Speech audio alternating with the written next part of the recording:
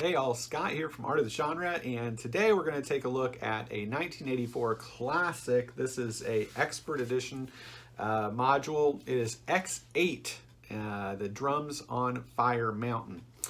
Recently there have been some postings on this that indicated that it was, I don't know, appropriation or, against the grain or, gave you bad tropes on Polynesia or was racist in some way. That's not something I typically look at when I look at modules. I just look at what the players will be able to do with it, how they understand things, and if it plays well. And in this case, Drums on Fire Mountain, written by Graham Morris and Tom Kirby, I think is an excellent, excellent module.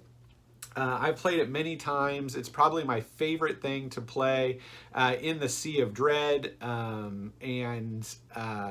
I just think they went into it and they got a lot of things right, and they wrote the module through in a way that I think is fun for players. It's something I tried to mimic a little bit when I did the White Ship campaign in the first couple of folios in that series. But again, I absolutely love this module. My version of it is just covered with notes that I penned and underlined and done things with because I've worked so extensively in this module. Again, it's from 1984. It was for characters levels 5 to 8. The art is by an artist that I'm not really very familiar with, but his name is Brian Williams. He did the great cover here.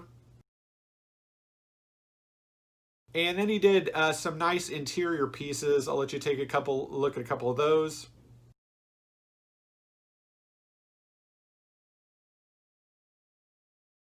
As you can see, to me, he has a little bit of an Easley feel, but nevertheless, I think he got across the feeling that you're talking about in this module, and giving you the aspect that it is, definitely something that takes place not only in kind of a jungle setting on an island, but also something that transitions well into standard Dungeons and Dragons, because there are characters that are going to be, within that work. The module is 28 pages in length, which is just right in that sweet spot. It's got a nice tear out sheet in the middle with illustration pages, which you can use. And again, I think it's put together very well. You can see here it's got a lot of great maps too. Check out a couple of those. And those maps, you can see that, it does have an extensive fold out here, and they go through the entire thing and just give you a lot of really good areas that you can explore with your players and give them the dungeon feel that I think most people are looking for if you're, which is kind of that basic bread and butter of Dungeons and Dragons. It takes place on an island in the Sea of Dread. Obviously, you can place it anywhere in any kind of tropical setting. And the characters are going to need to go to a volcano called Ni Maloa. And they will go inside it. It's got cool lava stuff in it and all that kind of, aspects that you're going to be wanting to look at with a great kind of, Polynesian adventure. And you're going after an enemy who has kind of subverted the natives on the island, which are called the Karakara. And they are basically Polynesian orcs is what they are. And this is probably one of the things that people have a problem with, but I think you can make orc culture any kind of culture. So it just, it doesn't really offend me in any way. And I think it works quite well. There's a lot of Polynesian lingo that's also thrown into this. Again, it's a UK module, so it was written for TSR UK. I don't know if that's one of the issues that comes up with it, but whatever the case may be, you're still going after the arch villain, which is a magic user by the name of Kalna Ka. You can check him out here. As you can see, he is a werebore, which is hilarious when you're talking about a tropical island. I loved it. I love that wrinkle in it. It makes him much tougher as a magic user to deal with. So that gives an extra wrinkle as well. He has a daughter named Marie. You can check out here.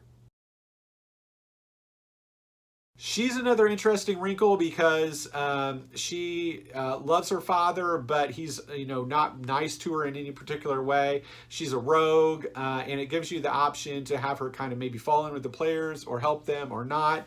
He has 3 really fun henchmen in there as well. Which just give a little bit more of an edge to the module, and you can use them in specific ways.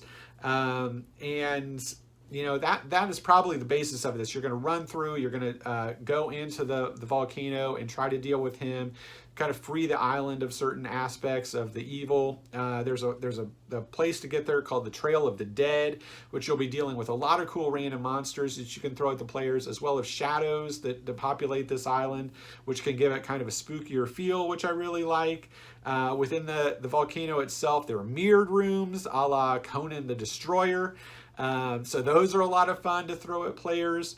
But probably my favorite thing about this module, just as one of the many little wrinkles to it, is that there are a series of gated doors to get into this place, which are hilarious. And they have puzzles that are attached to them, and you have illustrations of them all. One of them is a kind of a codex where you have to match bird, fish, or spider.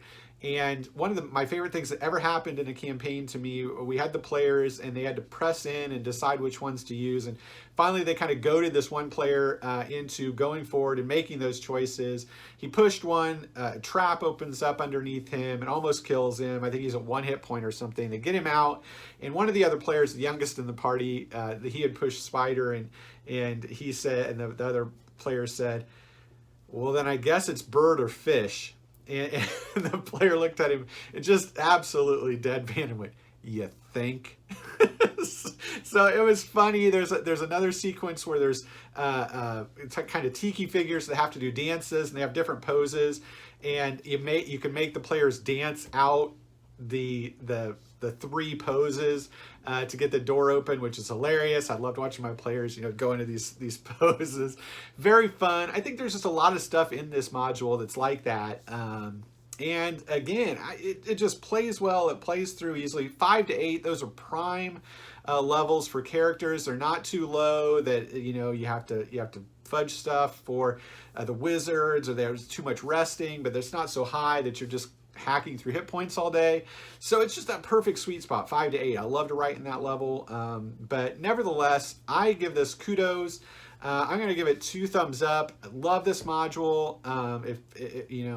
Again, I don't know what people have particular problems with the aspects of it, but if you can get past that stuff and just play as a game, this is a great module. So I would highly recommend it if you can get your hands on it. It's probably not that expensive. Again, it's X8, Drums on Fire Mountain, and hopefully you'll have a chance to take a look at it. Otherwise, that's all I've really got to say about it today. Great module, and as always with you guys, great gaming.